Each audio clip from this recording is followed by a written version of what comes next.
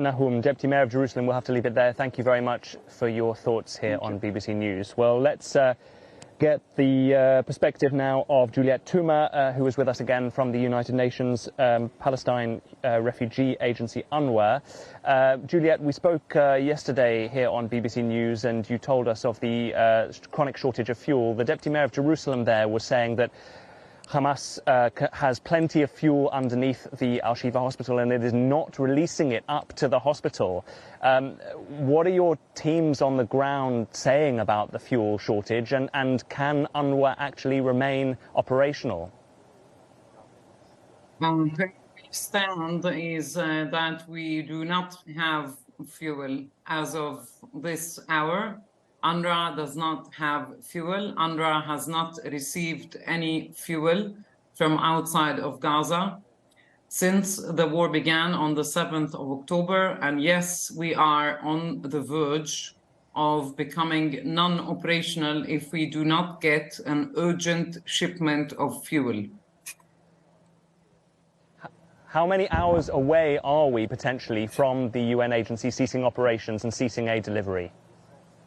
Look, as of this morning, we are not able to go and pick up trucks that are planned to cross the border with Egypt and bring in much needed supplies. Because you see, UNRWA was responsible for picking up these trucks that were delivered since the 21st of October. As of this morning, we're not able to do that. The incubators for the babies that the Israelis are providing, an aid representative I spoke to a little earlier here on BBC News said that it is not an issue of a lack of incubators per se. It is a lack of fuel for those incubators. Is that, as we understand it, the problem here, as far as your contacts are saying on the ground? Gaza needs fuel for humanitarian purposes, including for the UNRWA operation, but also for medical facilities across the Gaza Strip, including Shifa Hospital.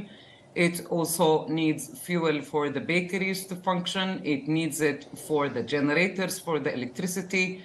It needs it for water pumping station. Gaza needs fuel for humanitarian purposes, and I can confirm that since the 7th of October, no fuel has come into Gaza, and UNRWA has not received any fuel from outside of Gaza since the 7th of October. It has been 5 weeks now, and we are on the verge of not being able to continue our operations if we do not get fuel.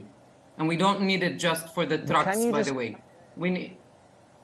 Can you just help me to understand, Juliette, how these things work on the ground? Because we've just had the Deputy Mayor of Jerusalem saying that as according to their intelligence, there are 2 to 3 months' worth of fuel that are still underneath Al-Shifa.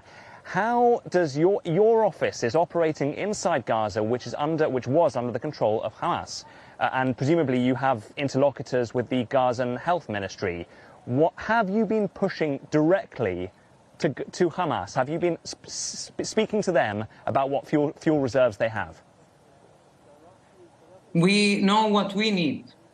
What we need is 160,000 liters a day of fuel. And we used to get this from outside of Gaza, and we haven't been able to get it. And this is what we normally do, and we would like to get shipments of fuel from outside of Gaza because we don't know what others have.